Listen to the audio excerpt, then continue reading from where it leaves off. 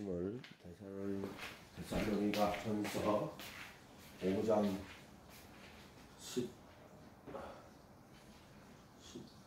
16절에서 24절까지입니다.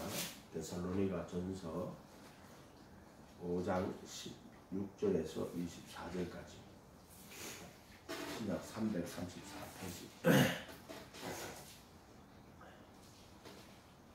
제가 읽도록 하겠습니다. 항상 기뻐하라. 쉬지 말고 기도하라. 범사에 감사하라. 이것이 그리스도 예수 안에서 너희를 향하신 하나님의 뜻이니라. 성령을 소멸하지 말며 예언을 멸시하지 말며 범사에 헤아려 좋은 것을 취하고 악은 어떤 모양이라도 버리라. 평강의 하나님이 친히 너희를 온전히 거룩하게 하시고 또 너희의 온 영과 혼과 몸이 우리 주 예수 그리스도의 강림하실 때 흠없게 보존되기를 원하노라. 너희를 부르시는 이는 이쁘시니 그가 또한 이루리시리라. 아멘. 데살로니가 후서 전서 데살로니가 전서 5장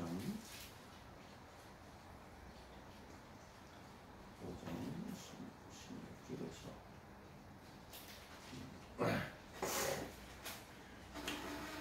우리가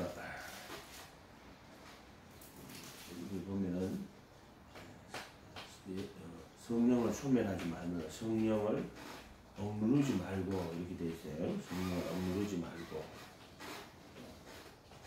예언을 멸시치 말고 대언하는 것을 멸시하지 말라. 범사에 헤아려 좋은 것을 취하고는 모든 것을 시험해 보고 선한 것을 굳게 붙들어라.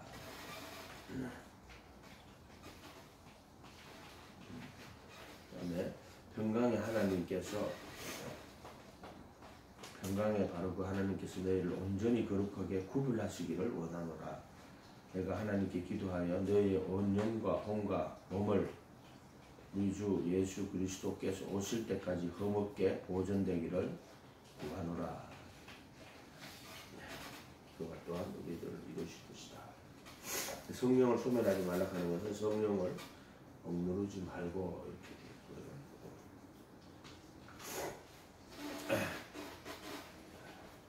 지금 여기 보면은 18절에 범사에 감사하라. 이것이 그리스도 예수 안에서 너희를 향한 하나님 뜻이라고 되어 있죠. 이런 거 잘 돼. 그리도 예수 안에서 그러니까 항상 기뻐하고 쉬지 말고 기도하고 범사에 감사하는 것은 그리스도 예수 안에서 너희를 향하신 하나님의 뜻이다.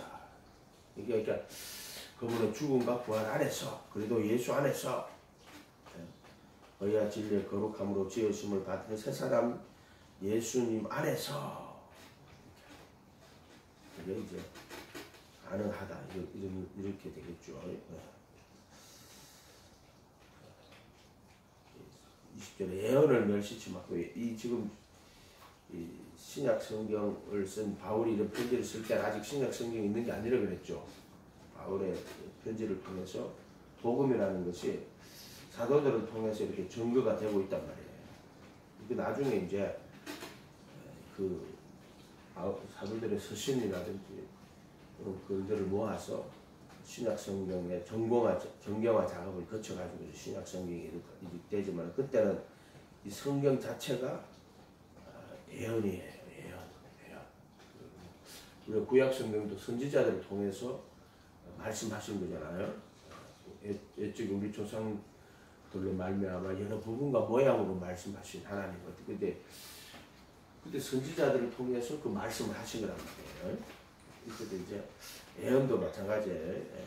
신약 성경 자체가 사실은 전부 성령의 감동으로 돼서 경의 예언은이라고 되어 있어요. 경의 예언은 그러니까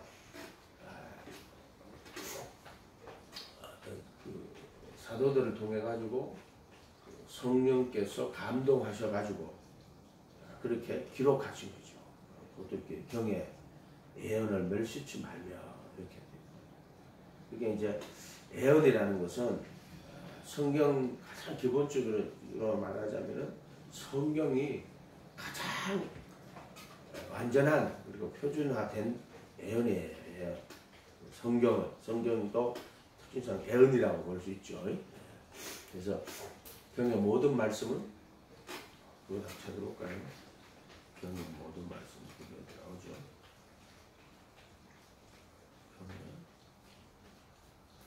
무수지.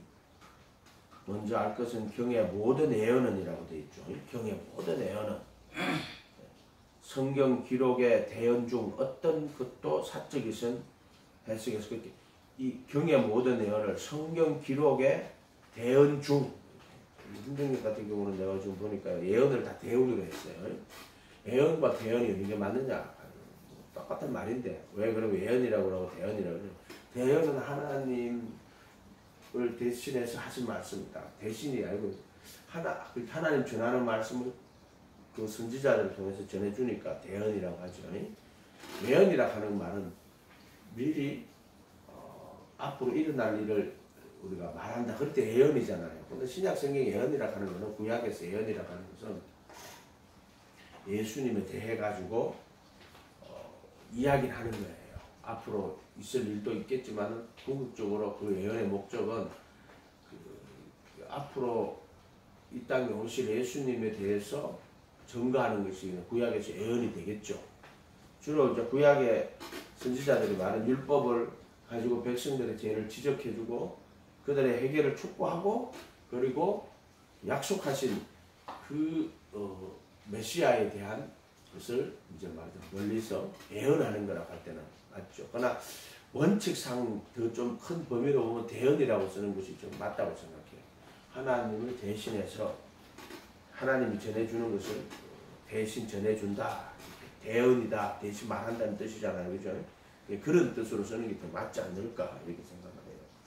여기도 예언을 멸시치 말고 근데 성경의 모든 말씀이 그래서 이게 베드로후서 1장 20절에 먼저 알 것은 경의 모든 예언을 할 때 성경의 성경 기록의 대언 중 어떤 것도 사사로이 풀지 마라 하는 말은 사사로이 해석하지 마라. 사적인 해석에서 이렇게 개인이 자기가 그것을 해석을 할 수 없다. 이런 뜻이에요. 21절에 가면은 베드로전후서 1장 20 예언은 언제든지 사람의 뜻으로 낸 것이 아니요 오직 성령의 감동하심을 입은 사람들이 하나님께 받아 말한 것이다. 그 성경이 뭐냐면 오직 성령의 감동하심을 입은 사람들이 하나님께 받아 말한 것이다. 대언은 내적에 사람의 뜻으로 말미암아 나오지 아니하였고 오직 하나님의 거룩한 사람들은 성령님께서 움직이는 대로 말하였느니라. 이렇게 그런 지금 여기서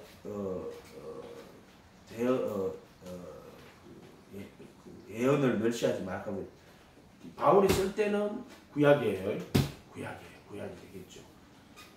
근데 이제 중경화 작업을 거쳐가 지금 우리에게는 66권이에요. 이렇게. 그럼 이 예언을 멸시치 말할 때 그 구약 성경을 뭐로 풀어주셨냐면은 결국에 구약 성경을 예수 그리스도와 그를 통한 구원의 진리로 풀어준 게 신약이에요. 신약. 예를 들어 뭐 시편도 그 사도들이 말씀을 하셔서 시편도 사실은 다윗의 이야기가 아니고 예수의 이야기죠.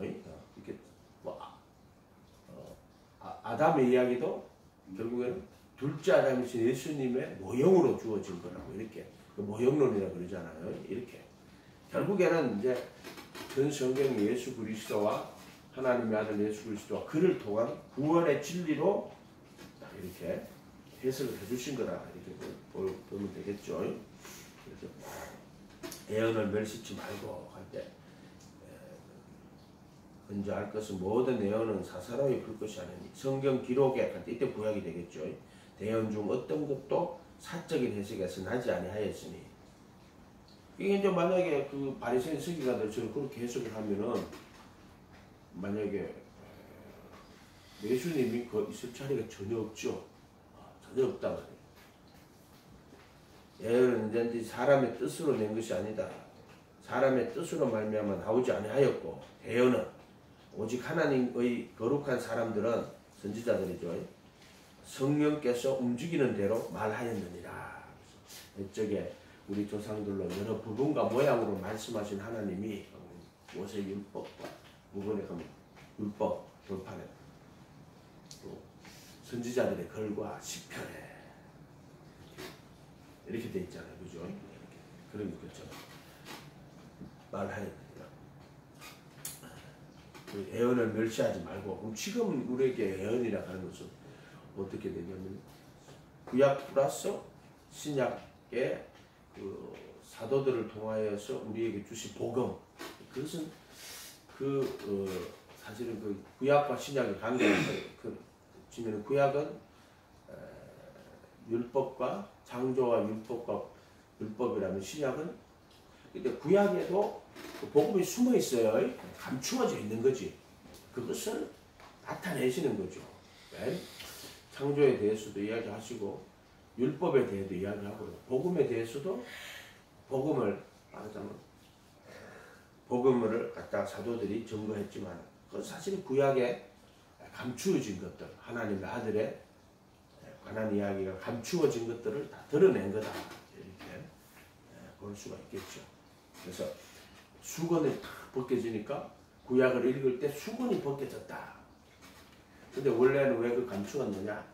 장차 없어질 것에 주목하지 못하게 하려고. 그러니까 예수님이 오니까 수건을 벗겨가지고 그것을 그 예수님으로 볼 수 있도록 수건을 벗겨준 거예요. 그래서 구약을 읽을 때 수건이 벗겨졌습니다. 그때는 말하는 주는 영이시니 주의 영이 계신 곳에 자유함이 있느니라, 이렇게 말하죠. 그 수건이 벗겨졌다는 거예요.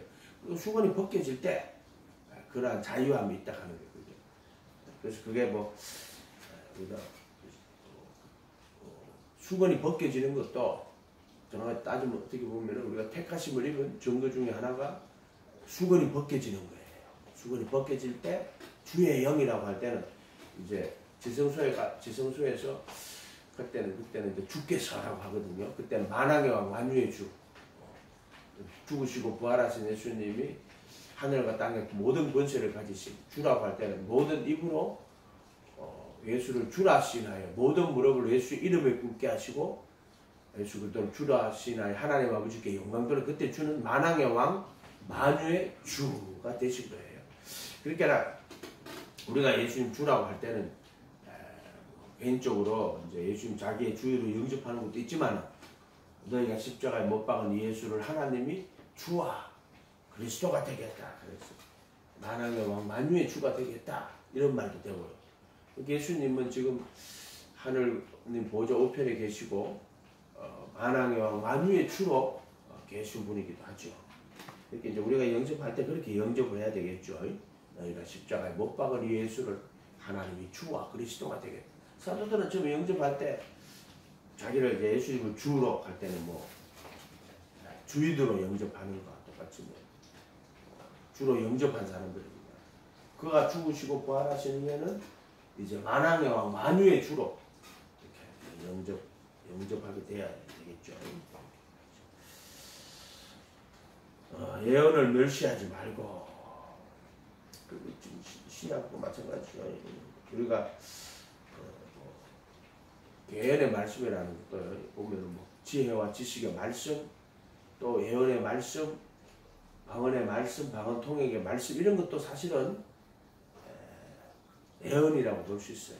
성격상 똑같은 말이에요. 지혜와 지식의 말씀. 성령께서 말씀을 풀어주시는데, 우리가 장마음의 예언이라는 거를 어때 정보로 갔는데 뭐 누가 이렇게 그런 걸 예언이라고 하지 않아요. 착각하는 거예요. 착각하는 거. 예언은 그 사람의, 우리 개인적으로 하면은 어떤 사람의 죄에 대해서 성령 지적을 해주고 그것을 회개하고 촉구하고, 그리고 그거에 대한 예수님의 증거를 하게 되고, 이런 것들을 예언이라고 할 수 있죠. 그 다음 다시 데살로니가 전서 1장 21절 범사에 메아리가 좋은 것을 취하고 그래서 이제 시험해보고 데살로니가 전서 5장 11절 모든 것을 시험해보고 선한 것을 굳게 붙들라. 좋은 것을 선한 것으로 해야지. 모든 것을 시험해보고 선한 것을 굳게 붙들어라. 이렇게 악은 모양이라도 삼가라. 말을 되게 중요해요. 뒷말도 그런 것들 하지 말아야 돼. 뒷말이라도 하면 안 돼. 모양이라도 버리라고. 평강의 하나님이 친히 너희를 온전히 거룩하게 하시고 너희 온 영과 혼과 몸이 우리 주 예수 그리스도 강림하실 때 흠없게 보존되기 바랍니다. 이때 이 흠없게 보존된다는 게 거룩하게 하는 거예요. 거룩하고 흠이 없게 하여 할 때 그 사랑 안에서 거룩하고 흠이 없게 하나님 아들들이 되게 하셨다 할 때 이게 이제 온전히 거룩하게 한다는 말이 그거와 똑같죠. 영과 혼과 몸이 우리 주 예수 그리스도 강림하실 때 흠없게 보존되게 원하노라. 그럼 예수님 오실 때까지 몸이 어떻게 흠없게 보존이 돼요? 그것도 한번 설명해. 몸이 어떻게 보존돼요? 지금 예수님이 오시고 그 안에서 죽은 자들을 우리가 보통 잠잔다고 그러거든요. 잠잔다 그래서 예수님 다시 오실 때 잠자던 자들이 먼저 일어나고 그 다음에 지금 예수님 오실 그때 살아있는 자들도 그 부활에 그리고 먼저 잠자는 자들이 일어나서 그의 부활에 참여하고 이렇게 되죠. 이렇게 되죠. 그러니까 그러면 이때는 몸이 보존된다는 것은 어떤 뜻일까 도대체 몸이 오실 때까지. 그거는 이제 우리 이 몸으로 복음한 몸으로 거룩한 산제사를 드리라. 로마서 6장에 사람의 의대로 만나는 너희 지체를 불의에게 드려 죄의 종으로 사망에 이르고 그래서 너희 지체를 말하자면 죄에게 드리지 마라 이런 뜻이 이런 게 되겠죠. 그래서 몸이 할 때는 사르크스가 아니라 몸이 쏘만데 이때는 몸으로 죄를 짓지 마라 이렇게 해석을 해도 되겠죠. 그게 온전히 흠없게 보존되기를 흠없이. 근데 흠이라 하는 게 뭐예요? 여기 거룩다 또 흠이 나오잖아요. 평강의 하나님이 친히 너희로 거룩하게 하시고 너희 온 영과 혼과 몸이 우리 주 예수 그리스도 강림할 때 흠없게 이 흠이 우리가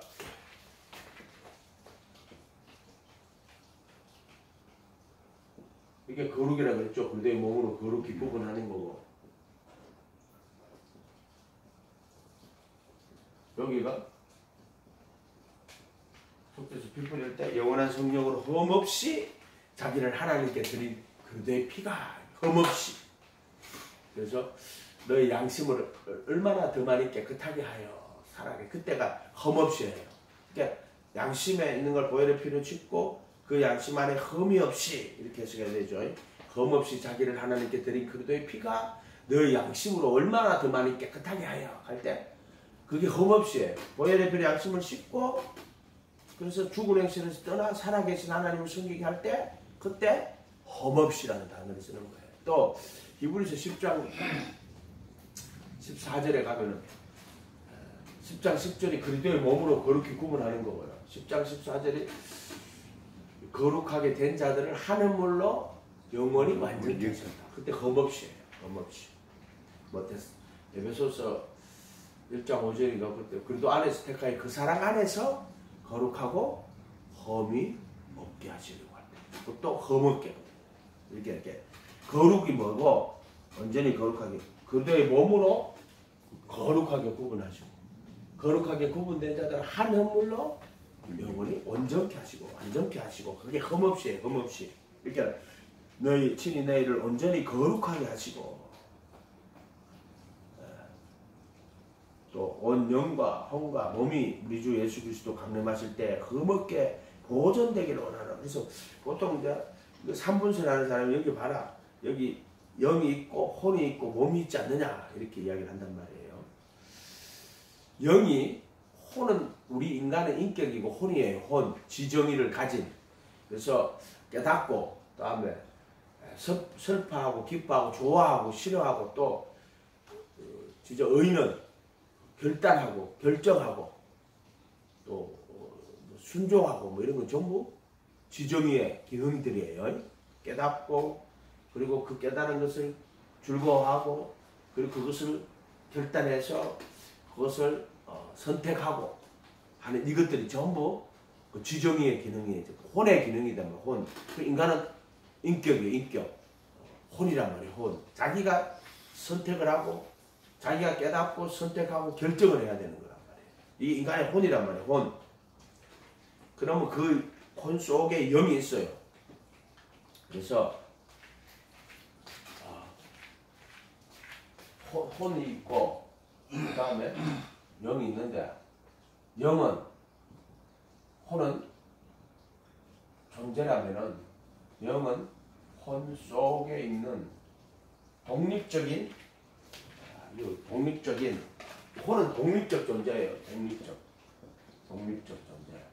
혼은 독립적 존재가 아니라 독립적 기능이에요. 독립적 기능. 이런 말들을 독립적 기능, 독립적 존재 같이 생각난 말인데 혼은 독립적 존재입니다. 하나님은 우리 혼에게 이렇게 역사를 하지 않아요. 혼은 대표적으로 우리가 마음과 생각이라는 거예요. 마음과 생각. 그 지정의가 있거든요. 이게 다 혼의 기능이죠. 지정의 다 혼의 기능. 마음과 생각이라고 해도 되고 지정의가 있고요. 독립적 존재죠. 개개 인격이라는 뜻이에요. 독립적으로 인격. 그래서 결국에 자기가 선택을 해야 돼요. 판단하고 선택을 해야 돼요. 영은 독립적 기능이에요. 이것은 뭐냐면은 이게 존재라고 말했고 이거는 기능이라고 말했잖아요. 그러니까 영은 우리 인간 속에 있는 혼 속에 있는 어떤 독립적 기능을 하는데 그걸 영의 기능이라고 하면 돼요. 영의 기능. 그러니까 이 혼 속에 영이 있어요. 근데 그것은 이 혼과 같은 독립적인 존재로서 어떤 예를 들어 어떤 사람이 이런데 바울 사도가 예를 들어 이렇게 있었는데 영으로서 다녀왔다. 그럴 때는 혼이 다녀온 거예요. 혼이 그렇게 생각해요. 그럼 만약에 영이 삼부들수로 하면 바울은 여기 있어. 혼도 있고 몸도 있고 영도 있어. 혼도 있어. 근데 영만 다녀온 거잖아요. 그렇게 해야 되잖아. 영이 독립적 존재라면은 영 다녀와야 돼. 그죠? 그렇지 않단 말이에요. 영적으로 그것을 이 혼 속에 있는 영이 그것을 시간 공간을 넘어서 깨닫는 거예요. 깨닫는 거. 그래서 삼청천에 갔다 왔다 뭐 이렇게 말할 때는 삼청천에 갔다 왔다 말할 때는 혼이 갔다 온 거예요. 따지면 그때 이제 영으로 함께 있다고 할 때는 영이 이렇게 온 게 아니고 그 영 안에서 그래서 그 함께 있다 이렇게 해석을 해야 되겠죠. 그러니까 이런 것들이 좀 영 안에서 보는 건지 또는 정말 이 인간의 혼이 갔다 오는 건지 뭐 이런 거에 대해 가지고 조금 구분을 해야 되지 않겠냐. 그래서 내가 이것은 설명을 안 해봐서 모르겠어요. 어떻게 맞는지 그거는 지금 우리가 그래서 이것은 독립적 기능이고 이건 독립적 존재예요. 그러니까 이 혼 속에 영이 있어. 영이 있는데 이것을 우리가 보통 우리 말하면 양심이라고 해요. 양심. 이게 그래도 또 지각을 연락할 때 지각 이렇게 돼요. 양심이나 지각 이걸 말하는 거예요. 그래서 예를 들어 이 인간 속에는요 영적인 기능을 하는 거예요. 영적인 기능. 그래서 여기서는 죽은 양심이 되니까는, 이게 죽은 양심이 되니까는, 이것은 하나님을 알지를 못해요, 이 사람들은. 왜냐하면 영이 죽었단 말이에요. 죽은 양심. 여기서는 선한 양심이 돼요. 선한 양심. 이건 이제 이때 성인학교는 하나님 찾아간다고 그랬잖아요. 그래도 예수 안에, 그래도 안에, 그래도 밖에. 이 사람들은 하나님을 아무리 이야기해도 알지도 못하고 깨닫지도 못해요. 근데 고린도전서 2장에는 뭐라고 하냐면 14절이가 혼에 속한 자라는데, 그게 우리 개혁 한글에는 육에 속한 자고 육신에 속한 자, 육에 속한 자라고 해놨어. 육이 아니고 그 다른 사람 부시키코스 혼에 속한 자. 이것은 죽은 양심이란 말이에요. 따지면 영이 죽었단 말이에요. 그랬기 때문에 하나님을 알지도 못하고 깨닫지도 못하고 성령의 일을 받지도 않고 그 성령의 일을 깨닫지도 못하는 거예요. 그게 혼에 속한 자예요. 그리고 요거는 그리도 안에서 육신에 속한 자라고 하는 거예요. 요걸 그리도 안에서 영에 속한 자. 그렇게 또 저걸 하면 이거는 그리스도 밖에서, 그리도 안에서 육신에, 이건 그리도 안에서 영에, 그리도라는 말로 딱 하면 그렇다는 거예요. 요거는 그리도 밖에서 육신에 속한. 근데 이제 뭐가 차이가 나느냐면은 이 사람들하고 이 사람 차이, 이런 선한 양심, 요거는 하나님을 찾아가는 거예요. 하나님 찾아간다. 그의 표를 받은 거죠. 선한 양심이. 베드로전서 3장 21절에 물이 오잖아요. 회개하고 예수님 이름으로 침례받는 게 물이잖아요. 물은 그의 부활하심으로 말미암아 너희를 구원하는 표니, 구원의 표예요. 이게 구원이고, 육체의 더러운 것을 제하여 버린 아니요. 이 육체의 더러운 거 제하는 거지. 그것도 할래. 선한 양심이 선한 하나님을 찾아간다. 영으로 보면은 얘들은 그래도 안에서는 양심이 살아가지고 그게 하나님을 찾아가는 거예요. 이게 선 하나님이잖아요. 선한 양심, 하나님을 찾아가는 양심. 영이 살아간 거예요, 이 사람들은. 찾은 거예요. 그 선한 양심. 그런데 죄의 몸이에요. 그래서 마음으로는 하나님의 법을 즐거워하되, 이게 사는 거예요. 하나님 법 즐거워하니까 양심 사는 거잖아요. 근데 이 사람들은 하나님의 법이 아니고 자기 양심이야. 자기가 자기예요. 자기 양심. 그럼 자기 양심도 다 지키느냐? 그렇지 않아요, 사람들이. 그래서 죽은 양심, 선한 양심, 이때는 그래도 밖에서 육신에 속한 자. 그렇게 뭐 죽은 양심도 말하자면은 이게 그래도 이걸로 치면은 그래도 안에서 육신에 속한 자고, 그래도 밖에서 육신에 속한 자인데 죽은 양심. 이 죽은 양심에 육신에 속한 자. 이거는 선한 양심인데 그래도 안에서 육신에 속한 자. 이거는 청결한 양심. 그래도 안에서 영에 속한 자. 이거하고는 그래도 아니죠. 이건 선한 양심, 청결한 양심. 이건 육신에 속한 자. 이건 그래도 안에서 영에 속한 자고. 이렇게 돼요. 자, 이런 것들을 좀 구분해보세요. 똑같이 그래도 아니에요. 그래도 아닌데 이때는 아직 예수님 제대로 속한 몸을 못 벗어버렸으니까 육신에 속한 자. 제대로 속한 몸을 벗어버리니까 영에 속한 자. 이거 왜 이런 단어를 써요? 여기서 이렇게 들어가면 영에 속한 자가 돼요. 그래도 예수 안에서 이렇게 하면 영에 속한 자가 된다고. 그래도 안에서 영에 속한 자, 그래도 안에서 육신에 속한 자. 이런 표현들이 되게 좋을 것 같아요.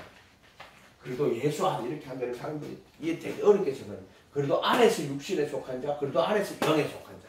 이게 실존이 설명이 된단 말이에요. 실존이.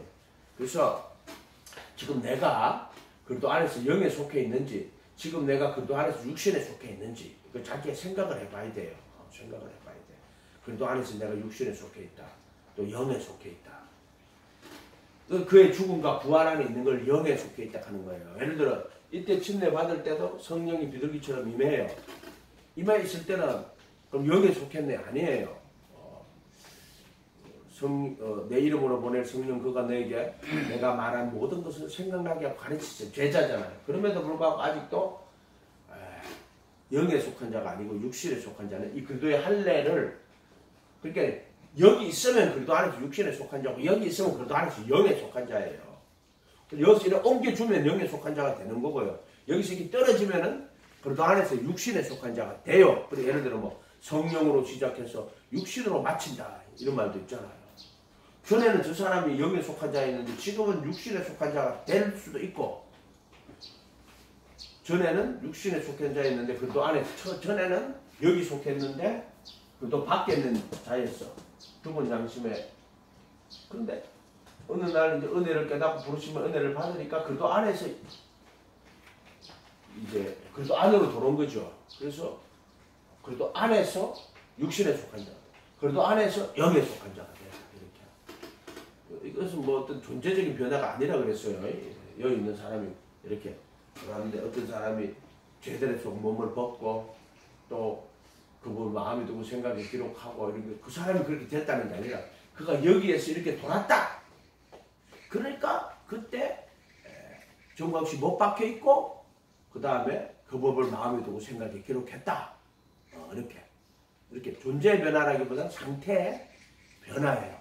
장소의 개념으로 가야 된다. 옮겨주셨다. 근데 교만하면은 다시 어떻게 된다? 여기서 떨어져요. 떨어졌다가 이제 불법까지 저지르는 자가 되고 여기에 그 진리의 지식을 받았어. 왜 그럼 진리의 지식을 받았다고 하냐면은 여기 돌아올 때 진리의 지식을 깨닫게 하는 거예요. 성곽의 지식이 아니라 진리의 지식을 여기 돌아올 때는 진리의 지식을 받았는데도 그래도 몸으로 그렇게 구분하고 그 법을 마음에 두고 생각에 기록했는데 또 고의로 죄를 지면은 여기서 이렇게 떨어져 버리는 거예요. 그때는 속지 않은 제사가 없다는 거예요. 속지 않은 헌물이 남아있지 않다 이렇게 표현하는 게 정확해. 속지 않은 제사가 없다고 많이 좀 다시 제사 안 되는데 그게 아니고 다시 속지 않은 헌물이 남아있지 않다 이렇게. 이 단어 그때 쓴 표현대로 그대로 써야 돼요. 이걸 조금이라도 바꾸면 다 사실은 뜻이 다른 게 돼요. 그 말은 같은 것 같지만 조금 더 확장하면 다른 게 돼버려요. 항상 성경에 단어들 있잖아요. 조금 확장하면 다른 뜻이 돼요. 그때는 똑같은 것처럼 보이지만 조금만 늘리면은 그게 다른 것으로 드러나 버린단 말이에요. 그래서 속지 않은 헌물이 남아있지 않다. 이렇게 해야 돼요. 이렇게 해야 된단 말이에요. 그래서 여기서 이렇게 옮겨주시고 그래서 고의로 죄를 지면 안 된다. 이렇게. 말씀 한 개라도 버리면 안 된다. 그렇게 했죠. 그래서 혼은 독립적인 존재로서의 인격을 이야기하는 거예요. 나 자신을 이야기하는 거예요. 혼은. 그런데 영은 내 안에 있는 혼 속에 있는 영은 독립적 기능이에요. 왜 이걸 독립적 기능이냐 보세요. 내가 만약에 뭐 어릴 때 이야기합시다. 뭐 물건 하나 훔쳤다. 가슴이 콩닥콩닥 뛰는 것은 내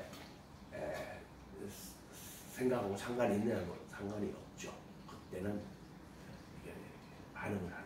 그러니까 이 영은 어떻게 보면 혼과는 또한 독립적인 기능을 하는 거예요. 그게 양심이란 대표적으로 누구나 다 알 수 있는 게 양심이에요. 양심. 그 영의 기능이라고 이야기하는 거예요. 그래서 영원한 성령으로 흠없이 자기를 하나님께 드린 그리스도의 피가 너의 양심을 얼마나 더 많이 깨끗하게 하여 죽은 행실에서 떠나 살아계신 하나님을 섬기게 못해. 죽은 행실에서 떠나 살아계신 하나님을 어떻게 섬겨요? 오열의 피로 양심을 씻어서 청결한 양심이 결국에는 죽은 행실에서 떠나 하나님 살아계신 하나님을 섬기는 방법이 양심을 오열의 피로 씻어야지 죽은 행실에서 떠나고 살아계신 하나님을 섬기는 거예요. 하나님 방식인 거야. 그게 그러나 죽은 행실 어떻게 떠나는데요? 오열의 피로 양심을 씻어야 죽은 행실에서 떠나는 거예요. 그리고 살아계신 하나님을 섬기는 거예요. 그게 청결한 양심의 믿음의 비밀이라고 하는 거예요. 이렇게. 그러니까 혼이 어떻게? 혼은 마음으로는 하나님의 복을 즐거워하고 또 그 하나님의 복을 따르려고 하지만은 문제는 하나님 법을 줄고하는데 행하는 것이 없어요. 내가 원하는 바 선을 행치 않고 선을 원하고 선을 행하기를 원하는 그게 하나님의 법의 선이라고 했잖아요. 하나님의 마음 선을 행하기 원하는 나에게 악이 함께 있다. 마음으로는 하나님의 법을 줄고하되 육신으로는 죄의 법을. 그러니까 하나님의 법을 줄고하고 그 법을 행하기를 원하는데 지체 속에 있는 죄가 나를 사로잡는다. 그 혼이 어떤 이 독립적인 존재로서 자기가 선을 행하고 하려고 하는데 뭐가 가로막느냐면 지체 속에 있는 죄가 자기를 가로막고 오는 거예요. 이게. 이때는 자유의지가 아니고 이제 가르자면 노예의지. 그러나 혼은 독립적인 존재예요. 그 인격이란 말이에요. 인격. 마음으로는 선을 원하고 내가 하나님의 법을 행해야 되겠구나. 이게 독립적 존재. 근데 이것이 가로막고 있기 때문에 죄의 법이 가로막고 있단 말이에요. 그래서 예수님 십자가에 못 박힌 것은 이 죄의 몸에서 자유를 주신 거예요. 결국에는 뭐 애굽에서 자유를 준 거 이런 것처럼 여기서는 애굽에서 자유롭게 나왔다면 여기서는 사망의 몸에서 자유를 얻게 되는 거예요. 패역한 세대에서 구원을 받았다면 여기는 사망의 몸에서 구원을 받는 거예요. 근데 패역한 세대는 하나님을 모르고 예수님이 십자가에 못 박혀 죽이는 세대예요. 너희가 이 패역한 세계에서 구원을 받아라. 그날 회개하고 침례받고 그래서 약속을 받죠. 사면 받아가지고 그 약속을 받고 그래서 패역한 세대에서 구원을 받은 거예요. 그런데 여기서는 사망의 몸에서 구원을 받게 되는 거죠. 혼은 똑같아요. 독립적 존재로서 언제나 여기서도 독립적 존재고 여기도 독립적 존재예요. 자기가 깨닫고 선택하고 판단하고 선택하고 지, 정, 이 깨닫고 선택하고 판단하고 선택을 해야 돼. 깨달아 선택을 하고 판단을 해. 선택이라는 것은 좋아할 것인가 말 것인가 이런 것도 있죠. 지정의의 기능이 있으니까요. 선택을 하고 판단을 해야 되는 거죠. 우리가 살아가는 모든 인생은 내가 선택하고 내가 판단하고 내가 깨닫고 판단하고 선택하는 거예요. 결국에 자기가. 아멘? 그렇게 해야 되죠. 그런데 이 혼만 있는 게 아니라 영이 있단 말이에요. 영의 기능이 있단 말이에요. 그래서 영적인 것은 어떤 것이냐면 하나님 말씀이 영이에요. 또 하나님의 영이고요. 또 하나님의 양심이 우리 인간 속에 있는 등불이에요. 등불. 이게 양심이 등불이에요. 등불. 그래서 성과 악의 지식으로 이렇게 주어진단 말이에요. 성과 악의 지식으로. 그래서 항상 선을 행하고 악을 선택하면 안 돼요. 뭐 안 믿는 자들에게도 이 선과 악이 있어. 다만 그것은 하나님을 알지 못하고 하나님을 섬기지 않지만 그러나 그럼에도 불구하고 그게 그 안에 선과 악의 지식이 여전히 선과 악의 기능이 들어있단 말이에요. 그걸 율법 또는 양심이라고 하는 거예요. 양심. 그게 영이란 말이에요. 인간 속에는 영. 이렇게 생각하면 된단 말이에요. 이렇게. 그래서 자기가 자기에게 율법이 없는 이방인들도 본성으로 자기가 자기에게 율법이 되나니 이렇게 된단 말이에요. 그래서 그 양심이 증거가 돼요. 생각이 하고 송사하고 변명하여 마음에 새긴 율법에 마음에 새겨 마음에 있고 마음판에 새겨놨어. 율법의 행위를. 그걸 뭐다? 그거를 양심이라고 하는 거예요. 마음에 새긴 율법의 행위. 그걸 양심이라고 하는 거예요. 양심. 그러니까 이게 마음에 새기는 거예요. 율법의 행위를 선악간에 다. 그러면 양심이 딱 형성되는 거예요. 어떤 인간은 양심이 많이 맞은 거예요. 왜냐하면 마음에 새긴 율법의 행위를 이게 점점 양심이 죽었어. 자기가. 그러면은 그때는 이 사람은 양심이 죽은 자가 되는 거예요. 예를 들어 하나님을 잘생기는 사람이 이제 교회도 안 가고 뭐 이렇게 하나님 없어 뭐 예를 들어 옛날에 내가 대학 다닐 때 누가 나를 전도해가지고 예수님 열심히 믿으라고 자기 주일학교 교사인데 그래가지고 열심히 믿으라고 그랬어. 나는 교회 가서 예수님 만나고 예수님을 모시고 왔는데 어머나 왔는데 예수를 안 믿어요. 충격을 받은 거야. 그때 막 내가 막 저때 제가 내보고 예수 믿으라고 뭐 그렇게 이야기를 하고 했는데 그러고 운동권 학생들이 보니까요. 운동권 학생 애들이 나보고 나는 예수 안 믿다 군에 가서 예수 믿었잖아요. 그렇게 까이 다 학생들이 보고 성우야 야 제발 제 운동권 제 누구 분이하고 뭐 어떻게 이렇게 하고 쟤들 처음에 들어올 때 정말 교회 열심히 다니는 애들이었어. 내가 그때 충격을 받은 적이 있어요. 그 열심히 다니는 애들이 운동권이 덕대가 있는 거예요. 운동권이. 그게 내가 이걸 보고 좀 충격을 받았어요. 그 다음에 그 사상을 막 공부하다 보면 뭐라는 줄 알아요? 나중에 예수님이 없다고 그래요. 예수님이 없다고 그러는 게 아니라 이 신앙의 이야기는 한마디로 뭐 공산주의론으로 하면은 어떤 지배계급이 비지배계급을 억압하는 하나의 그 수단으로서의 종교를 예수 안 믿어요. 그다음부터 교회도 안 가고 그러면 충격이에요. 그죠? 충격이죠. 그때 벌써 선한 양심이 죽은 양심이 된 거였단 말이에요. 그래서 이런 것들 생각해 보면은 사람 속에는 양심 영이라는 게 있어요. 그래서 생각이 오고 송사하고 변명해 가지고 마음에 새긴 율법의 행위가 있어요. 어떻게 하면 생각이 송사하고 변명해요. 마음에서 나온 악한 생각이거든. 또는 뭐 쌓은 선에서 선을 내고 쌓은 악에서 악을 낸다고. 그래서 무슨 무익한 말하는지 마지막에 이에 신문을 받을 것인데 내 말로 의롭다 하심 받고 내 말로 저기 마음에서 나오는 것이 좀 악한 생각이에요. 또는 마음에서 나오는 것은 입으로 나오는 거예요. 그래서 마음에서 나오는 건 악한 생각, 또 그 입에서 나오는 것은 결국 생각에서 나오는데 다 마음에서 나오는 거예요. 마음에서. 그럼 그 마음 안에 뭐가 들었냐면은 이 양심이 들어있어요. 양심이 들어있는 거예요. 그래서 쌓은 선에서 선을 내고 쌓은 악에서 악을 낸다 할 때 말이 그 마태복음인가 그 쌓은 선에서 선을 내고 쌓은 악에서 악을 낸다고 할 때 그 쌓은 선이 뭐고 쌓은 악이 뭐가 말을 얘기하는 거예요. 그래서 그것은 마음에서 나오는데 마음에서 그걸 쌓아놓고 그리고 거기서 또 말이 나온다.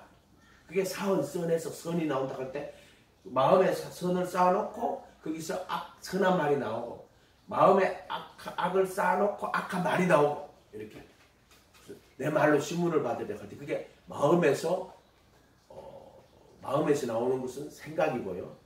또 거기서 나오는 게 말이고요. 그 영이에요. 영. 따지고 보면요.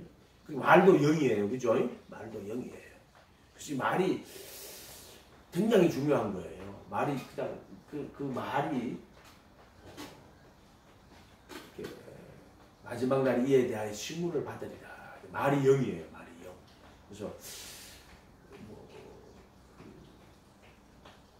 내 말을 듣고 돌이키라 그리하면은 그러면 내 말을 너희에게 보이고 내 영을 부어주며 내 말을 보이리라 그렇게 있죠. 예. 잠언 1장. 잠언 1장인가요? 예. 잠언 1장에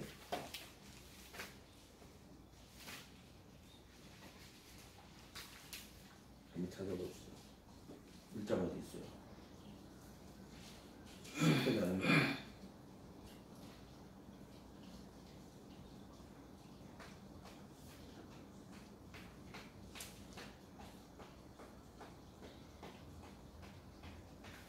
나의 책망을 듣고 들을게요. 책망. 맞죠? 예, 책망. 23절. 1장 23절인가요? 예. 책망을 듣고 돌이키라. 1장 23절에 잠언에 보면은 책망을 듣고 돌이키라. 나의 영을 너희에게 부어주며 내 말을 너희에게 보이리라. 할 때 이때는 하나님의 영이에요. 그럼 하나님의 영을 어디다 부어줘요? 우리의 양심에다가 부어줘요. 우리 속에 있는 영에다가 부어주는 거예요.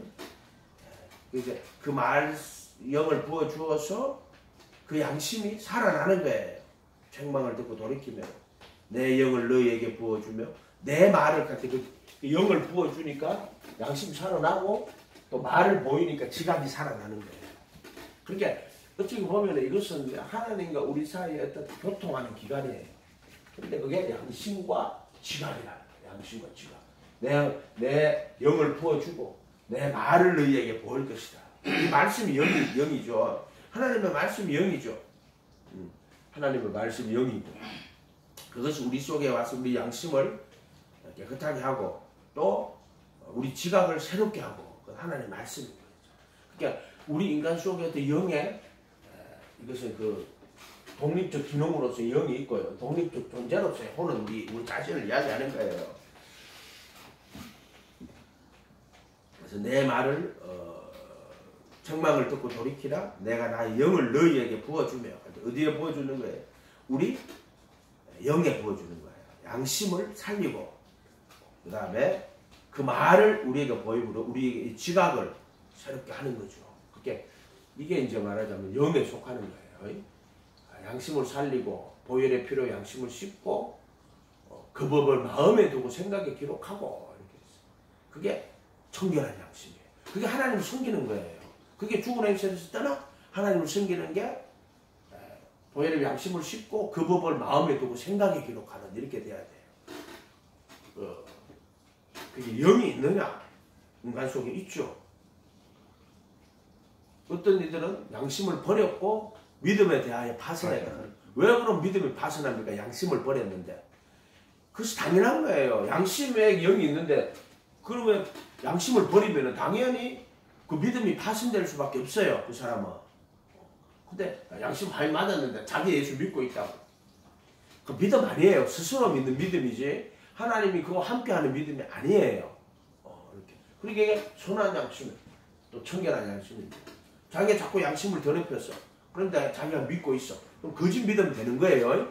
그래서 청결한 양심의 믿음의 비밀이라고 하는데 믿음의 비밀이 뭐냐면 너희 안에 계신 그리스도가 믿음의 비밀이에요. 이 비밀은 만세야 만대로부터 감춰오신 것인데 그의 성도들에게 나타나고 이방인으로 하여금 그 은혜의 영광의 풍성함이 어떠한지 알게 하느니 너희 안에 계신 그리스도 곧 영광. 그때 성령님 이야기하는 거예요. 예수님이 영으로 우리 안에 계실 때 그때 너희 안에 계신 그리스도라고 하는 거죠. 그러면 우리 안에 바로 성령님이 어디 계시냐? 우리 영에 계시는 거예요. 이때 양심을 보혈의 피로 씻고 너희 안에 계신 그리스도 요 이야기하는 거예요. 그리스도의 영이었으면 버리운 자니라. 그러니까 예수를 죽은 자 가운데 살리신 이의 영이 너희 안에 거하시면 그를 죽은 자 가운데 살리신 이의 영이 살리신 이가 그의 영으로 말미암아 너희 죽을 몸도 살리시리라. 그래서 그리스도의 영이 없으면 그리스도의 사람이 아니다. 육신에 있는 자들은 하나님을 기쁘시게 못한다. 그때 보세요. 육신에 있는 자들이라 하면은 이 사람이 영에 있는 자예요. 육신에 있는 자예요. 그래도 안에서 육신에 속하여 있다 그랬어요. 이 자들은 그래도 밖에 있는 자니까 영에 있지 않는 자죠. 그래도 안에서 육신에 속한 자예요. 자, 이때는 성령이 임하에 있어요. 성령이 임하에 있는 거예요. 이때는 시작을 하고 성령이 내 안에 계시. 그리고 제자들은 성령이 임하에 있는 거고 신부는 한 몸이 돼가지고 한 몸이 되고 한 영이 된 거예요. 한 영이. 그리스도의 신부라고 하죠. 몸된 교회. 몸된 교회라고 하는 것은 누구 교회에 와가지고 우리 교회가 몸된 교회니까 여러분 교회 안 오면은 여러분들이 몸이 안 되니까 머리로부터 공급을 못 받습니다. 그렇게 반드시 교회에 와야 됩니다. 그 지교회, 자기 개교회 이야기하는 그런 게 아니고 우리가 그리스도의 몸이 되려고 하면 그리스도와 한 몸이 되어야지 몸된 교회로서 되는 거예요. 이때는 몸된 교회라고 하는 건 신부를 말하고 이때는 제자교회, 이때는 신부교회. 그래서 한 몸이 됐다 하는 거는 그의 죽음에 참여했다. 그리스도 합하에 받는 침대. 그리스도의 몸으로. 그래서 자기가 그리스도와 함께 못 박혀 있으면 그게 한 몸이 된 거고 그게 몸된 교회라고 하는 거예요. 이렇게 구분해야죠. 그러니까 우리 속에 분명히 우리 혼만 있는 게 아니고 지정이만 있는 게 아니고 우리 속에 영이 있어요. 영의 독립적 기능으로서 영이 있어요. 그것은 항상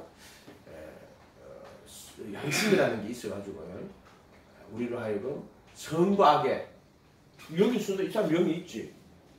근데 죽은 영이에요. 이거는 그렇게 죽은 양심이라, 이거는 선한 양심이라. 근데 아직 죄의 몸을 벗지 못했어. 이것은 청결한 양심에, 이거는 죄들에 속한 몸을 벗어버리고, 그리고 할례로 죄들에 속한 몸을 벗어버렸죠. 그러니까 이걸 영혼 육을 어떻게 설명을 해야 될까 이렇게 하는데, 분명히 우리 속에는 영이 있어요.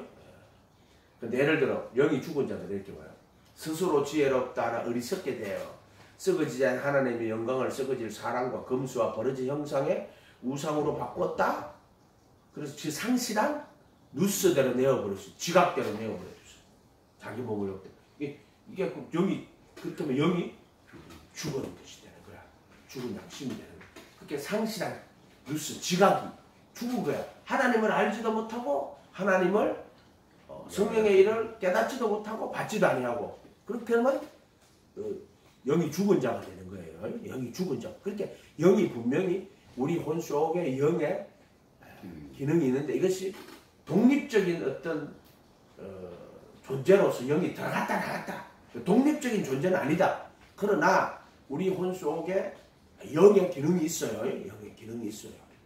자, 그럼 예수님이 이렇게 할 때, 침례 받을 때 성령이 비둘기처럼 임하여 있고요. 그리고 우리가 택하심을 입을 때는 정없이 못 박히고, 성령께서 그 안에 내재 안에 들어오시는 거예요. 이렇게 구분해야죠.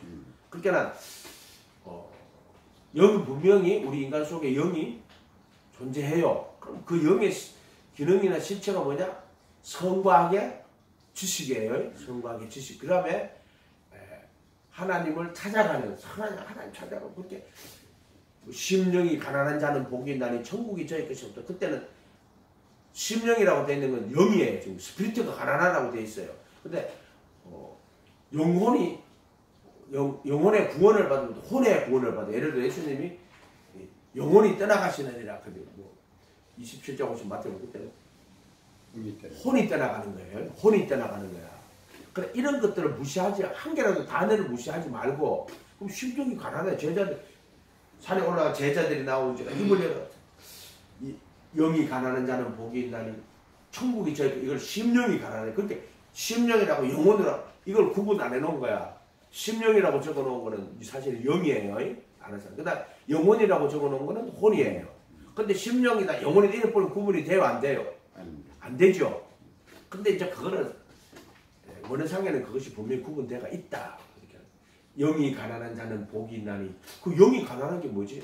그런데 산에 올라가지고 이제 제자들이 예수님을 모시고 제자가 돼가지고 예수님 말씀 배우고 그 말씀에 거하는 자들은 누구나 영이 가난한 자예요. 그 사람들은. 이해가 됐죠? 그 본문 안에 있단 말이에요. 산에 올라가 이제 제자들이 나온지라 입을 열어 가라앉으니 영이 가난한 자는 복이 있나니 천국이 저희 것이고, 그 제자들도 하는 이야기도 하고 예수님 자신을 이야기하는 것도 돼요.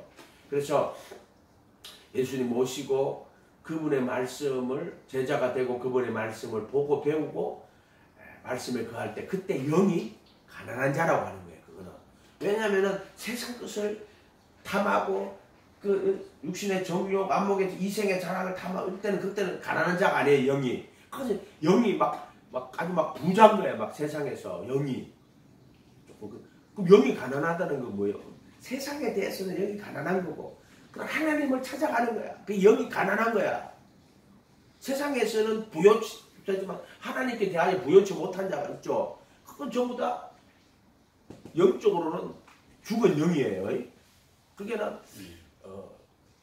심령이 가난한 자는 영이 가난한 자나. 영이 가난하다는 게 뭐지?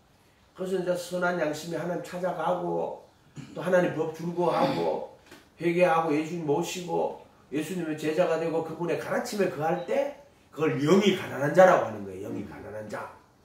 이해가 됐죠? 이렇게. 그러니까 어떤 사람이 예수님 믿는 거는 그가 영적으로 말하자면은 이제 가난한 자가 된 거예요. 제가 일찍 가봐야 되겠어요. 아, 그래요?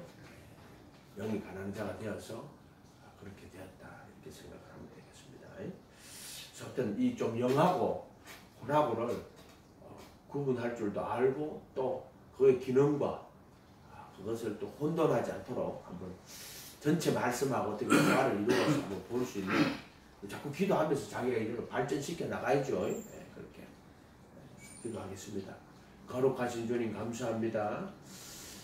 영과 온 영과 혼과 몸이 그리스도 예수 강림하실 때까지 흠없게 보존되기를 원한다고 하신 것처럼 우리가 영으로도 또 혼으로도 몸으로도 거룩하게 주님을 섬길 수 있도록 축복하여 주시옵소서. 감사드리고 예수님의 이름으로 기도하옵나이다. 아멘. 아멘.